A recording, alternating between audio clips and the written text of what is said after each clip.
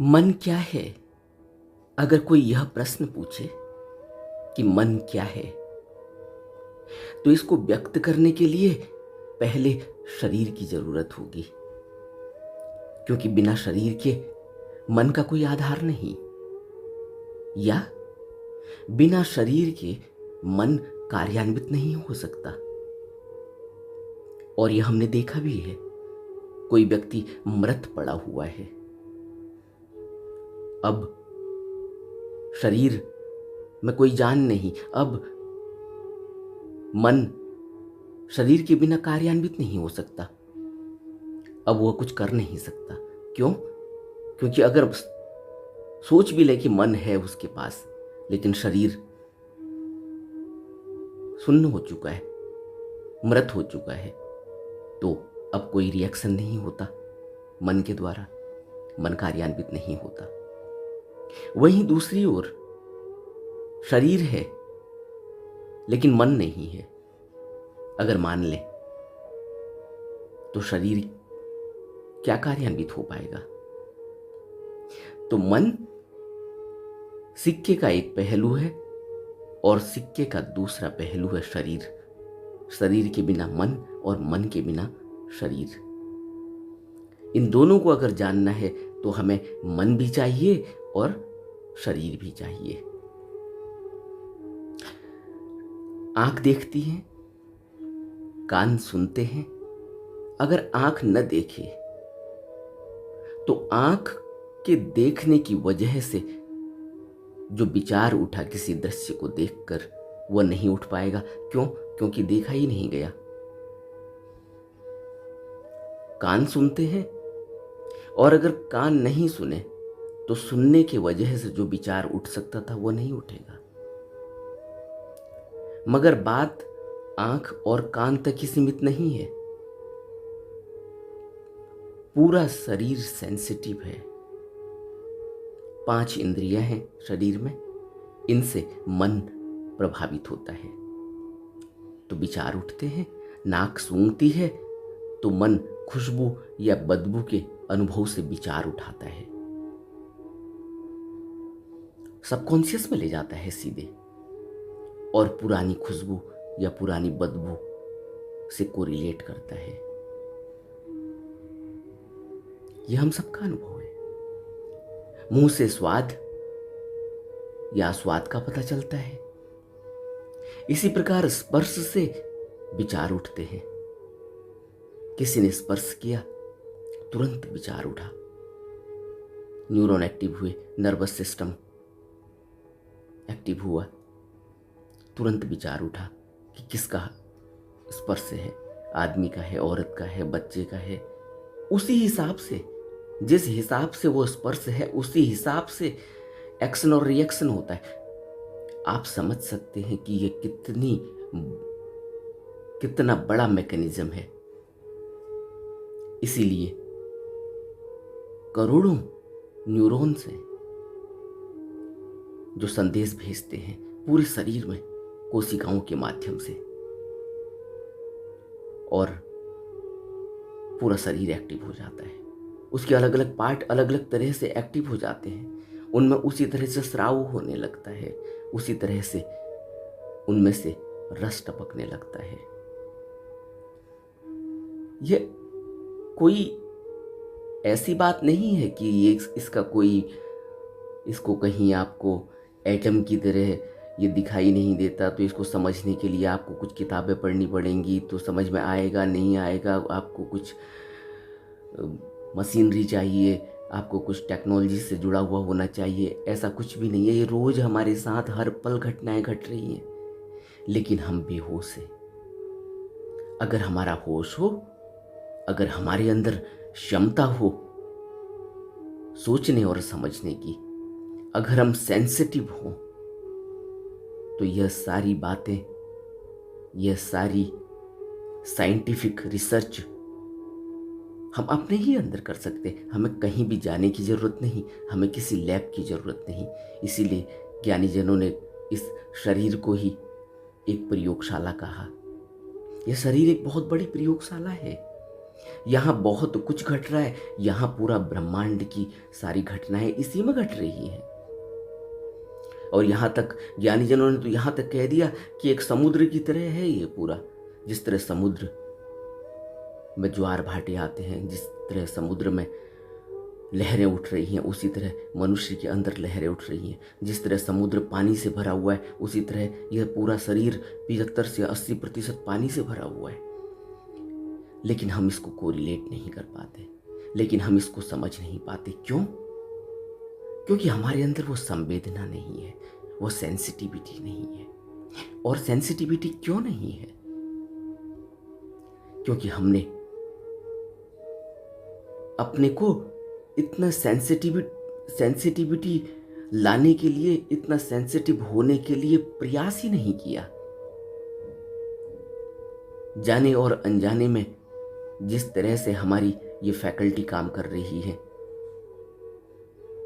उनमें हम इस तरह से बह गए बेहोशी में, जिसको बुद्ध प्रमादवश कहते हैं, कि हमें उनके परिणामों का आभास ही नहीं रहता।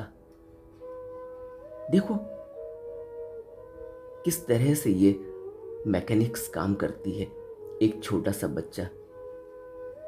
बच्चे से देखा जाए तो ज़्यादा अच्छा है, क्योंकि बच्चे के अंदर सारी चीज़ें बहुत स्पष्ट दिखाई देती हैं। एक छोटा सा बच्चा है, किस तरह से आदतन काम करता है, किस तरह से उसका कॉन्शियस माइंड एक चीज़ को पकड़ता है और धीरे धीरे धीरे वो एक रिदम में आता है और सबकॉन्शियसली वो काम शुरू हो जाता है। फिर वो कॉन्शियस नहीं है, सबकॉन्शियसली होता है। और ये बच्चा ही नहीं, और इसी तरह से एक बुजुर्ग व्यक्ति भी वही करता है। आपने देखा होगा, आप किसी ऐसे इलाके में अगर हों जिस इलाके में जिस तरह का तकिया कलाम चलता है, अगर आप पंजाब की तरफ हों तो आपने देखा होगा कि वहाँ एक तकिया कलाम चलता है। मुंह से कब उनके गाली निकल जाएगी उनको पता ही नहीं चलता। अगर आप गांव की तरफ का कभी दौरा करें, या आप दिल्ली के कुछ इलाके हैं उन इलाकों की तरफ चले जाएं, तो वहाँ बच्चों की एक अपनी लैंग्वेज है।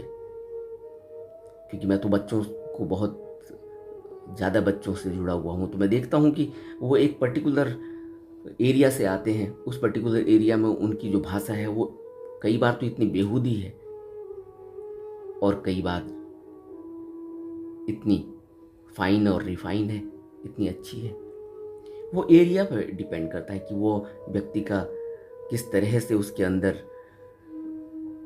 किस सर्कल में वो रह रहा है, किस माहौल में वो रह रहा है। घर में क्या माहौल है? घर में माँ बाप गाली दे रहे हैं, पता ही नहीं चलता बाप कब माँ को गाली दे देता है। वह गाली बच्चा सीख रहा है, वह एक पहली बार कॉन्शियसली और दूसरी बार फिर वो धीरे धीरे धीरे उसे पता ही नहीं चलता कि कब मुंह से गाली निकल गई। ये गाली कैसे निकल गई? यह सबकॉन्शियस में चली गई है और अब उसे पता ही नहीं चलता कि कब वो गाली दे गया। किसी अच्छे व्यक्ति से बात करते करते भी उसके मुंह से, और कई बार तो घर में माँ बाप के सामने ही उसके मुंह से गाली निकल जाती है, उसे पता ही नहीं चलता कि गाली निकल गई। क्यों?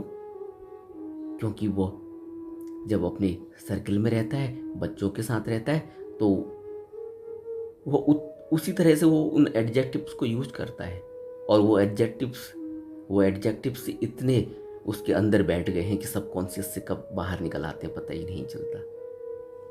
इसी तरह से हमारा पूरा जीवन यही सबकॉन्शियस माइंड से चलता है, कॉन्शियसली कभी नहीं चलता। कॉन्शियस तो वो तभी होता है जब वो बिल्कुल नया, अनजान, कुछ ऐसी रचनात्मक चीज़ों से जुड़ता है जो इससे पहले कभी नहीं। इसीलिए तो ज्ञानीजनों ने कहा कि रचनात्मक और क्रियात्मक चीज़ों में लगो। इसीलिए ज्ञानीजनों ने कहा कि हमेशा यही सोचो कि तुम बिल्कुल नूतन और नए हो। अभी अगर आप किसी जगह में हैं तो बिल्कुल नूतन और नई जगह में हैं। यह सोचो कि पहली बार मैं यहाँ हूँ। देखो, अगर हम पहली बार किसी जगह में जाते कितने ध्यान से देखते हैं। क्यों देखते हैं ध्यान से? कॉन्शियसली देखते हैं। उस जगह के हर व्यक्ति को बड़े ध्यान से देखते हैं, उसकी एक्टिविटीज को बड़े ध्यान से देखते हैं। वहाँ के टेक्सचर को बड़े ध्यान से देखते हैं, बिल्डिंग के टेक्सचर हैं, पेड़ किस तरह से हैं, कौन से पेड़ हैं, अलग पेड़ हैं, या फिर एक फैकल्टी है पीछे जो कंपैरिजन करने लगती है, अभी तक आप कहाँ रह रहे थे, अब आप कहाँ रह रहे हैं। वो वहाँ की हर चीज़ को माइन्यूटली देखता है और जानकर नहीं देखता, वो सब कुछ अपने आप हो रहा है वो अभी, लेकिन इस बार कॉन्शियस तरीके से हो रहा है। वो कॉन्शियस है, और कॉन्शियसनेस कहाँ से आती है?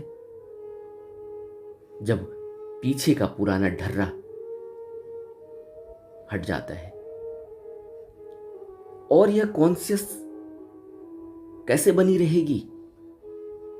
सभी बुद्ध पुरुषों ने, सभी ज्ञानी जनों ने, सभी आज तक की जितनी भी किताबें धर्म शास्त्रों के ऊपर लिखी गई, जितनी भी इस तरह की स्पिरिचुअल एंगल से किताबें लिखी गई, बनाई गई, उन सभी किताबों में एक ही बात लिखा गया, सभी ज्ञानियों ने एक ही बात कही कि अगर आपको सेंसिटिव होना है, अगर आपको बिल्कुल नूतन और नया और अपनी कॉन्शियस को इतना अलर्ट और एक नेचुरल मोड में रखना है, तो आपको क्या करना होगा? आपको ध्यान करना होगा। ध्यान से क्यों यह होता है, इसको भी हम समझेंगे। ध्यान से यह इसलिए होता है कि ध्यान करने के बाद जब आप ध्यान से जुड़ते हैं और रोज रोज ध्यान करते हैं, तो आप अलर्ट मोड में ही ध्यान कर सकते हैं। ध्यान कोई सोई हुई अवस्था नहीं है, ध्यान तो जागृति की अवस्था है। अगर ध्यान भी एक मैकेनिक्स में चला गया, ध्यान भी एक ऐसे मोड में चला गया कि वह सबकॉन्शियस का हिस्सा हो गया, तो फिर वो ध्यान नहीं, ध्यान तो अलर्ट। ध्यान में तो एक स्थिति ऐसी आएगी कि धीरे धीरे ध्यान करते करते आदमी बिल्कुल स्थिर हो जाएगा। कहीं कोई व्यक्ति चल रहा है, उसके पांव कदम रखने की आवाज सुनाई पड़ेगी। कहीं दूर कोई चिड़िया बोल रही है, उस चिड़िया की आवाज सुनाई पड़ेगी। कहीं कोई चींटी चल रही है, आपके कमरे में उस चींटी की आवाज भी सुनाई पड़ेगी। क्यों सुनाई पड़ेगी? क्योंकि अब आप अलर्ट मोड में आ गए हैं। अब आप अपने सबकॉन्शियस में नहीं हैं, अब आप अपने विचारों में नहीं हैं, अब आप अपनी किसी भी फैकल्टी को इस्तेमाल नहीं कर रहे हैं। आप आंख से कुछ भी इस्तेमाल नहीं कर रहे, आप कान से कुछ नहीं ले रहे, आप नाक से कुछ नहीं ले रहे, आप जीभ से कुछ नहीं ले रहे, और आप स्पर्श से कुछ नहीं ले रहे। इन पांचों इंद्रियों से विचार उठता है, और विचार से आपका जो कंटेनर है, जिसको हम मन कहते हैं, उस फैकल्टी में संवेदनाएं शुरू होने लगती हैं, सेंसिटिविटी होने लगती है। देखा ना आपने किसी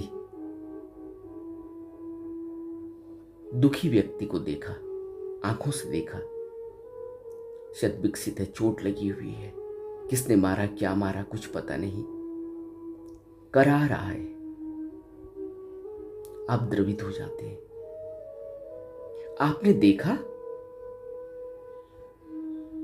आपके नर्वस सिस्टम में उसका असर हुआ, न्यूरॉन्स जगे, कोशिकाओं के माध्यम से सेंट्रल नर्वस सिस्टम में उसका, और जितनी आपके अंदर संवेदनाएं हैं, जितने आप सेंसिटिव हैं, उसी हिसाब से, उसी सेंसिटिविटी की वजह से आपके आंख से आंसू निकलने लगे। और अगर आप आंख के आंसू देखने लगे, आंख के पीछे से जाके कोई ऐसी साइंटिफिक मेथड से, तो आपको आंसू कहाँ नजर आएंगे? कहीं कोई ऐसी आंखों के आंसुओं की कोई ऐसी पोटली आपके अंदर दिखाई देगी कि जहां आंख के आंसू भरे हुए हैं? आपके विचारों ने कब पदार्थ का रूप ले लिया, आपको पता नहीं चला।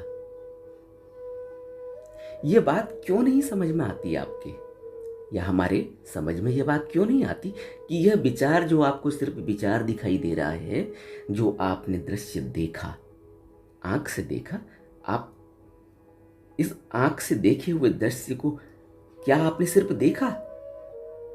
आपने देखा ही नहीं, आपने देखने के बाद अपने अंदर एक पदार्थ पैदा कर दिया। यह विचार सिर्फ विचार नहीं है, इसीलिए ज्ञानी जनों ने, यहां तक मनोवैज्ञानिकों ने ही यही बात कह दी कि जिसको आप सिर्फ विचार कहते हैं, ये विचार नहीं है, ये विचार पदार्थ में कन्वर्ट हो जाते हैं आपके शरीर के अंदर। कितना रहस्य है ये, सोचो।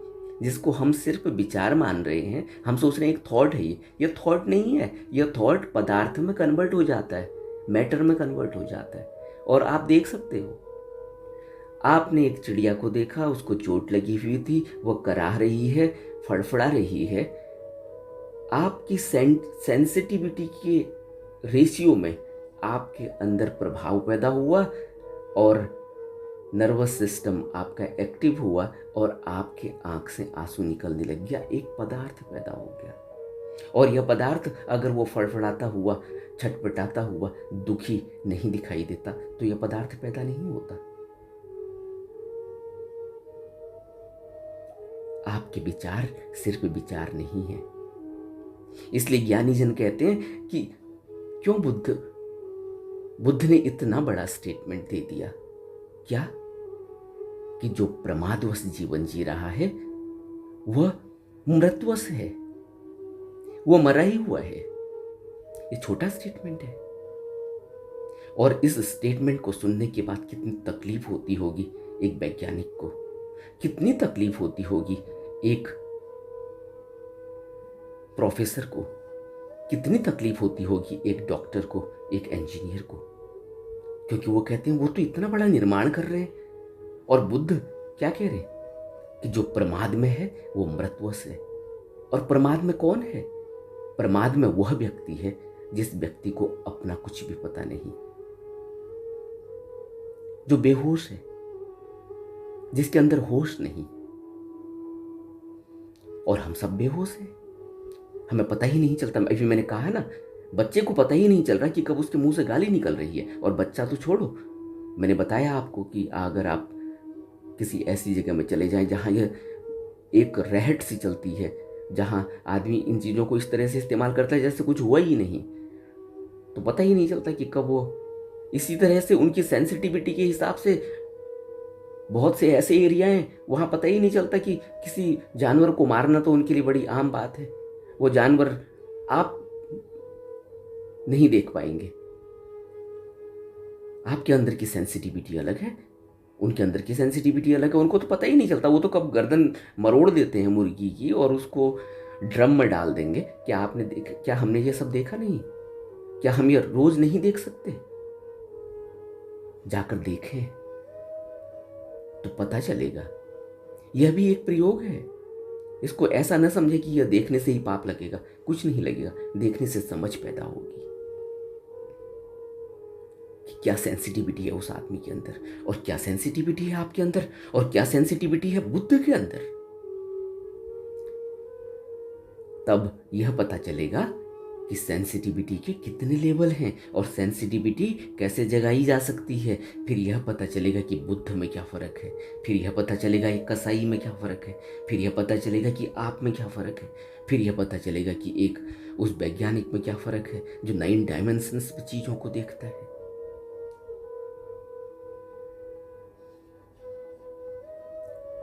हमारा जीवन प्रमादवश है। बुद्ध कहते हैं मृतवश जीवन जिया जा रहा है। और एक और बुद्ध पुरुष पे, वो तो कहते थे कि मुर्दे चल रहे हैं यहां। बड़ा अजीब सा स्टेटमेंट लगता है, लेकिन हकीकत है। जिस व्यक्ति को यही पता नहीं चल रहा है कि उसने किस समय पर क्या कृत्य करना है, किस समय पर क्या बोलना है, किस समय पर क्या खाना है, कितना खाना है। बुद्ध तो बहुत छोटी बात, छोटी सी, कितनी छोटी छोटी बातों में हमको समझाते थे कि जिस व्यक्ति को अभी भोजन की मात्रा का ही पता नहीं, वह व्यक्ति ध्यान कैसे करेगा, वह व्यक्ति भिक्षु कैसे होगा। भोजन की मात्रा का पता नहीं, ये बहुत छोटी बात नहीं लगती, ये बहुत छोटा स्टेटमेंट नहीं लगता। हम बहुत पढ़े लिखे हैं, हमें सब पता है क्या खाना है क्या नहीं खाना है, लेकिन जब हम किसी जलसे में जाते हैं, जब हम किसी शादी में जाते हैं, जब किसी फंक्शन में जाते हैं, क्या होता है वहां, क्या देखते हैं हम, और हम भी वही करते हैं कई बार। तो क्या हम, जो बुद्ध का स्टेटमेंट है, जो बुद्ध के उपदेश है, परमार्थवश जीवन, संवेदनाएं, यह सेंसिटिविटी कैसे जागृत होगी। यह सेंसिटिविटी को देखने के लिए, जागृत करने के लिए सबसे पहले एक नशेड़ी को, एक नशे में लिप्त व्यक्ति को भी देखना बहुत जरूरी है। अभी मैंने कसाई की बात करी, अब एक नशेड़ी व्यक्ति को देखें। नशेड़ी व्यक्ति का पूरा नर्वस सिस्टम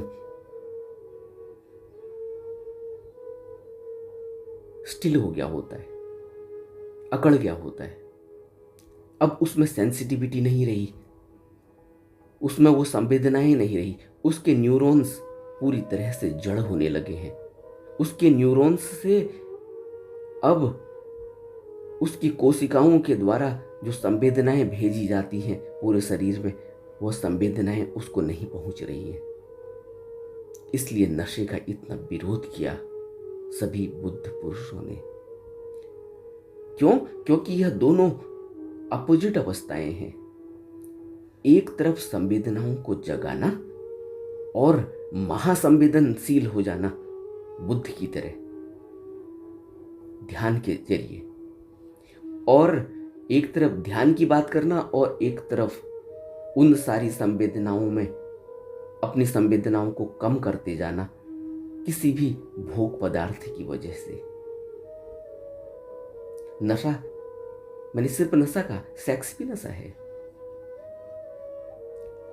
और सेक्स को आज की दुनिया में तो इसको मनोरंजन का साधन मान लिया गया है। जैसे ही हार्मोन्स जगते हैं 18-20 साल में, देखो बच्चे मनोरंजन के साधन, उनके लिए मनोरंजन का साधन है, लेकिन उससे संवेदनाएं कम नहीं होती।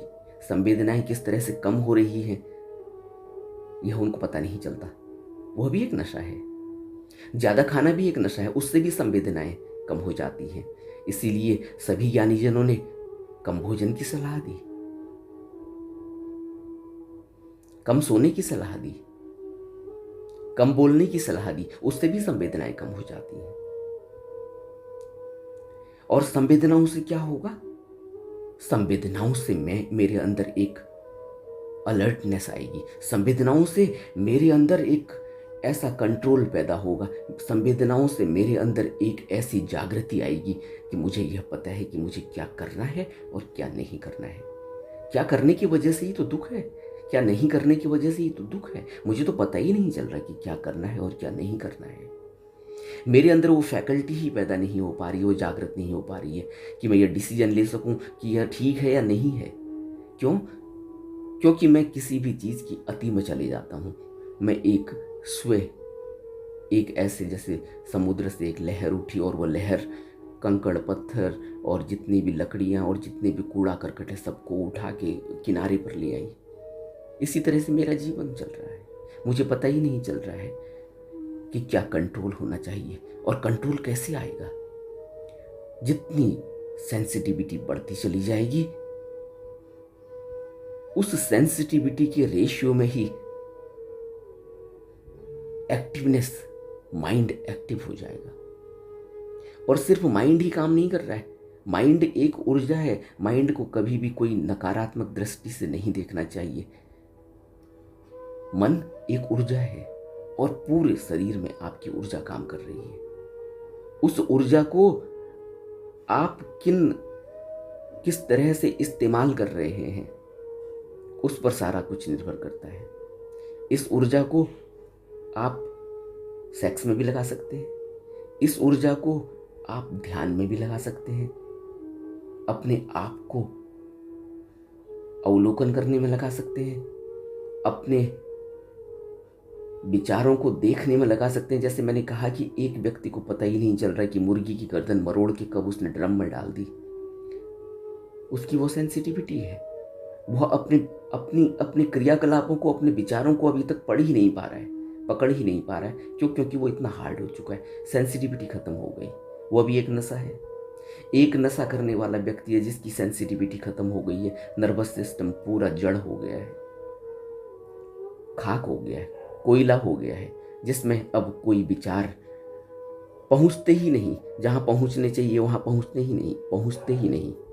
उसके पेट में कोई एंजाइम नहीं निकलता, उसको कोई भूख जागृत नहीं होती, किसी नाक से कुछ सूंघ कर, कहीं कोई दृश्य देखकर उसके अंदर कोई जागृति पैदा ही नहीं होती।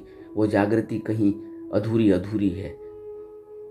और आपको अचार का डिब्बा कहीं दिखा, अचार की कोई खुशबू दिखी, या कोई ऐसा भोजन दिखा कहीं, आपके अंदर कैसा स्राव पैदा होता है, कैसे जीभ से स्राव निकलता है, कैसे एक लार निकलती है, और कैसे आपका एपिटाइट जागृत होता है, कैसे आपकी एंजाइम आपके ग्रंथि से निकलने लगती हैं पेट में, पैनक्रियाज में, और कैसे आपके इंसुलिन काम करने लगता है।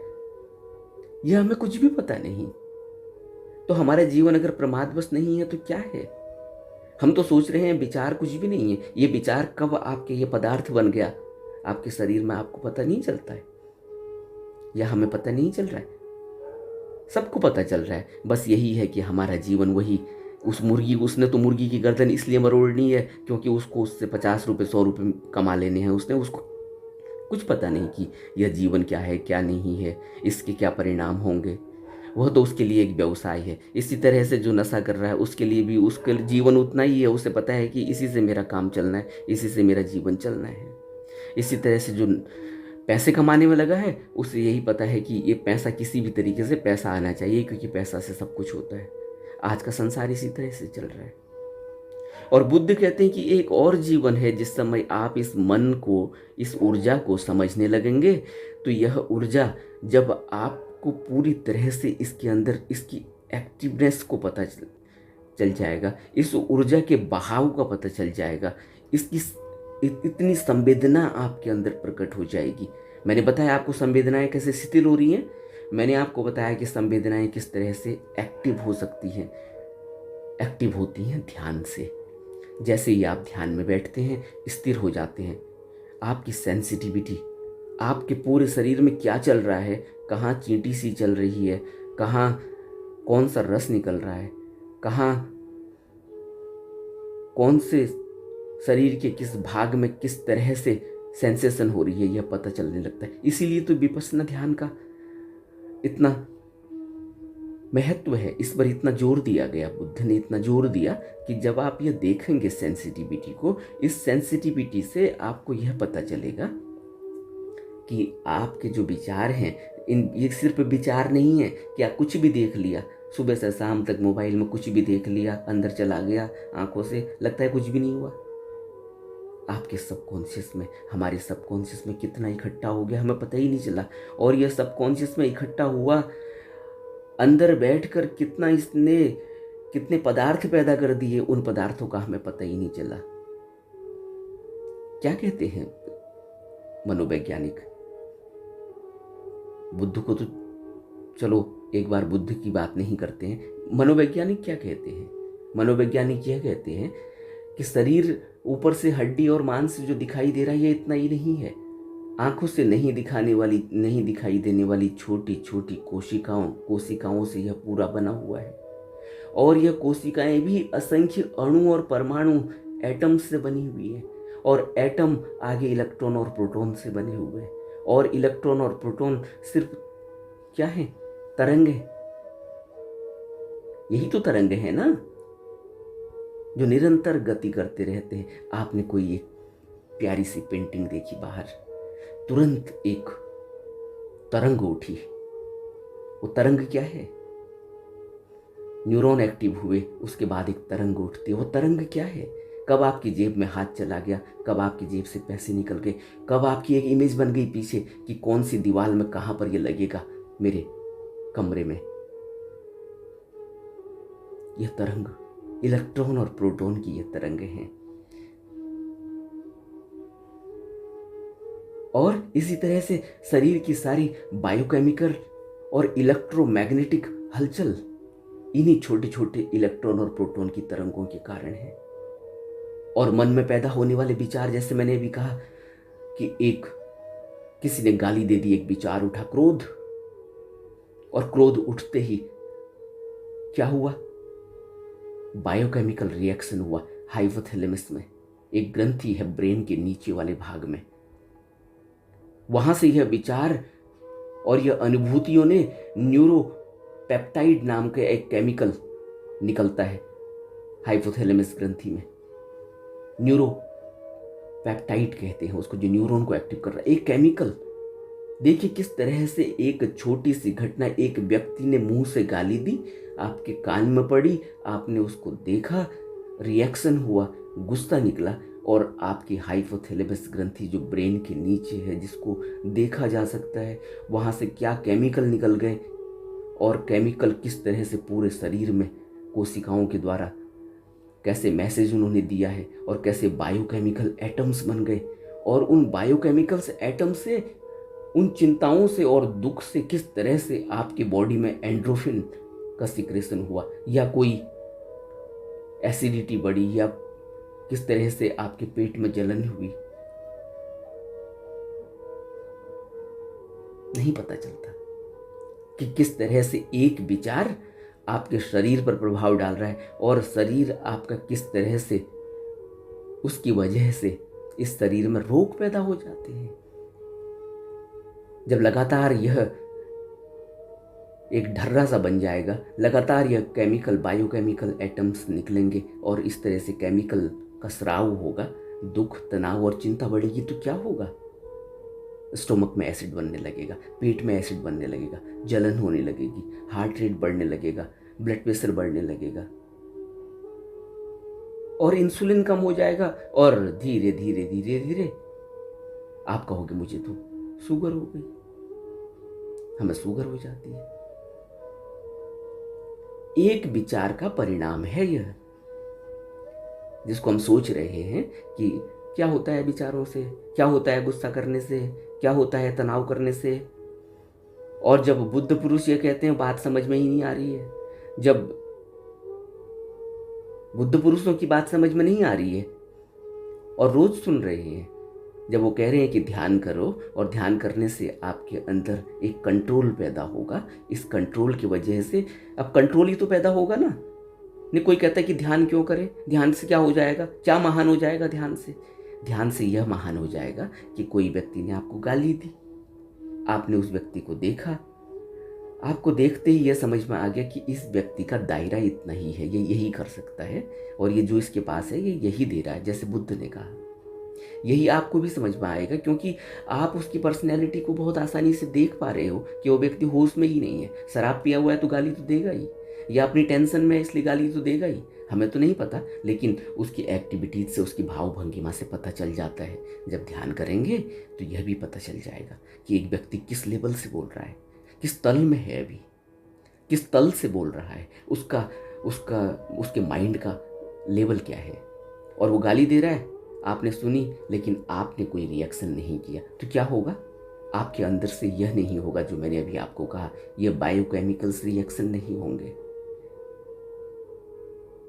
और यह केमिकल्स नहीं निकलेंगे। यह केमिकल्स जो तनाव, चिंता, दुख और क्रोध पैदा कर रहे थे की वजह से जो केमिकल निकले, और इस केमिकल से आपके पेट में एसिडिटी हो गई, हमारे पेट में जलन पैदा हो गई, थोड़ी देर में एसिडिटी बढ़ गई, हमारे भूख खत्म हो गई, और हमारा हार्ट रेट बढ़ गया। यह नहीं होगा। और इसकी वजह से क्या होता है? इसकी वजह से कुछ दिनों में हम शरीर से बीमार हो जाते हैं। यह नहीं होगा। तो क्या यह ध्यान से इतनी बड़ी चीज होना नहीं है? ध्यान से इनलाइटनमेंट न हो, इनलाइटनमेंट की किसको फिक्र है? पहले तो यहाँ फिक्र सबसे बड़ी यह है कि हम किस तरह से अपने इस जीवन को एक खूबसूरत जीवन बनाएं, इसको ब्लिसफुल और हैप्पीनेस वाला जीवन बनाएं। हर हमारी तलाश तो यही है ना।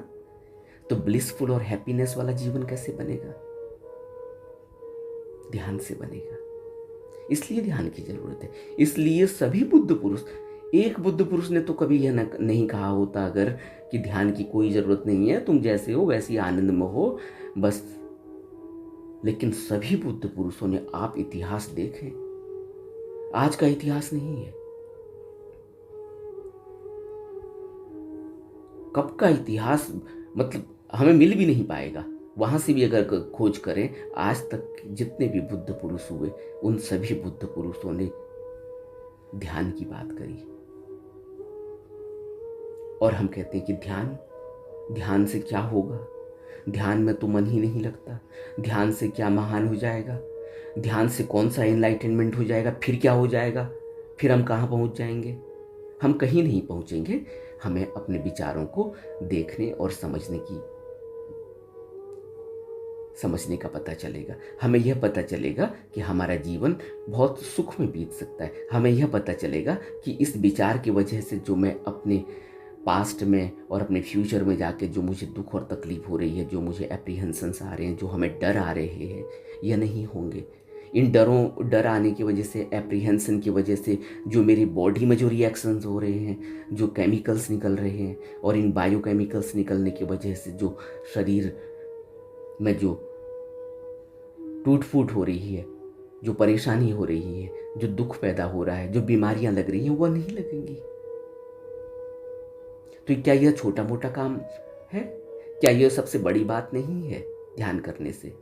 और ध्यान करने से जब मैं इतना सेंसिटिव हो जाऊंगा कि मैं दूसरे व्यक्ति को पहचानने लग रहा हूँ दूर से ही, समझने लग रहा हूँ दूर से ही, अपनी सेंसिटिविटी की वजह से मैं बहुत ज़्यादा, मेरे अंदर एक कुशाग्रता पैदा हो गई है, एक मेरा इस तरह से मैकेनिज्म मेरे अंदर पैदा हो गया है कि मैं अपनी हर ऊर्जा को पहचान पा रहा हूँ। मेरी ऊर्जा नेगेटिव नहीं होती, मैं इसको नकारात्मक, अपने इसी मन को मैं नकारात्मकता में नहीं लगा रहा हूँ, बल्कि इसको सकारात्मक में लगा रहा हूँ। मेरे इस सकारात्मक सोच की वजह से, सकारात्मक लगे रहने की वजह से समाज में कितना फ़ायदा हो रहा है, मेरे आसपास के रहने वाले लोगों को कितना फ़ायदा हो रहा है, उसकी वजह से उसके घर परिवार वालों को फ़ायदा हो रहा होगा उससे।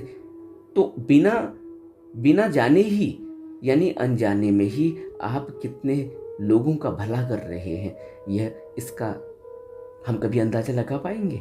हम कुछ भी नहीं कर रहे हैं, हम तो सिर्फ एक सकारात्मक ऊर्जा से किसी व्यक्ति से मिलते हैं,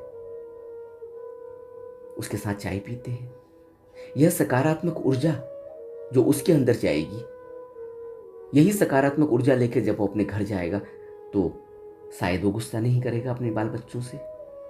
और वह बाल बच्चे जिनके अंदर उसके गुस्सा करने से या उसके गालियां देने से उसकी बीवी के अंदर जो उसके पेट में एसिड बन सकता था वो नहीं बनेगा, पेट में जलन नहीं होगी, उसका हार्ट रेट नहीं बढ़ेगा, उसको दुख तकलीफ नहीं होगी, उसके बच्चों को दुख तकलीफ नहीं होगी। तो क्या ये छोटा मोटा काम कर दिया आपने तो बहुत महान काम कर दिया।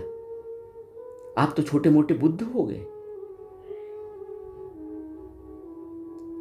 हमें जीवन को समझने की जरूरत है। यह काम एक दिन में नहीं होगा। जितना हम आगे बढ़ चुके हैं और जितने हमने जीवन सोया बिताया है, उसी अनुपात में अब इसमें वक्त भी लगेगा, लेकिन आज से ही शुरुआत करनी चाहिए। इसलिए जिस तरह हमने अभी बात करी कि बायोकेमिकल परमाणु बनते हैं, बायोकेमिकल एटम्स से बनने से जिस तरह से कोशिकाओं में प्रभाव पड़ता है, और यह कोशिकाओं से जब मैसेज सारे शरीर में पहुंचता है और केमिकल पैदा होता है जिसको बायोकेमिकल एटम हम कह रहे हैं, तो जब यह तनाव, क्रोध, गुस्सा, चिंता, यह सब तरह की नेगेटिविटी से जब पैदा होते हैं तो यह पेट में जलन और एसिडिटी, हार्ट रेट, इस तरह की चीज़ें बढ़ती है। यह एक कोर्टिसोल नाम का एक एंजाइम है, एक बायोकेमिकल, एक केमिकल है जो इस तरह के प्रभाव डालता है। इसी तरह से इसका उल्टा भी है। जब आप खुश होते हैं, उल्लास में होते हैं, जीवन में एक उमंग का अनुभव होता है, उस समय भी इसी तरह से एक बायोकेमिकल एटम केमिकल के रूप में निकलता है। उसको एंडोर्फिन कहते हैं। अभी मैंने शायद ऊपर एंडोर्फिन कह दिया, वो कॉर्टिसोल की वजह से वो चीज़ें होती हैं जो तनाव और चिंता और दुख से जो एसिडिटी बढ़ाता है, पेट में जलन, क्योंकि उससे पूरी बॉडी एक्टिव होती है। एक्चुअली कॉर्टिसोल को नकारात्मक दृष्टि से हम देखते हैं, लेकिन कॉर्टिसोल इसलिए भी महत्वपूर्ण है क्योंकि कॉर्टिसोल अगर नहीं सीक्रेट होगा, नहीं निकलेगा, तो फिर दुख, तनाव और चिंता से बॉडी अलर्ट मोड में नहीं आएगी। अलर्ट मोड में आएगी तो फिर वो अपना डिफेंस मैकेनिज्म स्टार्ट करेगी। इसलिए कॉर्टिसोल की ज़रूरत है। और लेकिन अननेसेसरी, अनावश्यक तरीके से हम एक व्यक्ति के गाली देने से ही हम अपने अंदर इन सारी चीज़ों को पैदा कर लें अगर, तो ये अनावश्यक है। इसी तरह से एंडोर्फिन सीक्रेशन होता है। एंडोर्फिन जब उल्लास, उमंग, खुशी शरीर में होती है, विचारों में होती है, तो एंडोर्फिन केमिकल निकलता है और यह एंडोर्फिन से शरीर में हल्कापन महसूस होता है। जिस तरह से वहाँ तनाव और चिंता से पेट में जलन होती है, एसिडिटी होती है, हार्ट रेट बढ़ता है, इंसुलिन और ये बॉडी से शुगर, ये सारी चीज़ें बॉडी को चाहिए होती हैं, उसी तरह से यहाँ इसका उल्टा है। यहाँ शरीर में हल्कापन महसूस होगा एंडोर्फिन से और शरीर के रोग दूर हो जाएंगे क्योंकि रिकवरी होनी शुरू हो जाएगी। इस प्रकार यह मन में पैदा होने वाले विचारों द्वारा जो बायोकेमिकल्स बनते हैं उससे हेल्थ पर काफ़ी असर पड़ जाता है। तो नेगेटिव विचारों को काबू करने के लिए और पॉजिटिव विचारों को लाने के लिए हमें ध्यान की ज़रूरत होती है और ध्यान से हमारा जीवन सुख और शांति का जीवन हो जाएगा। तो ध्यान की तो ज़रूरत है, ध्यान की बहुत ज़रूरत है मनुष्य के जीवन में।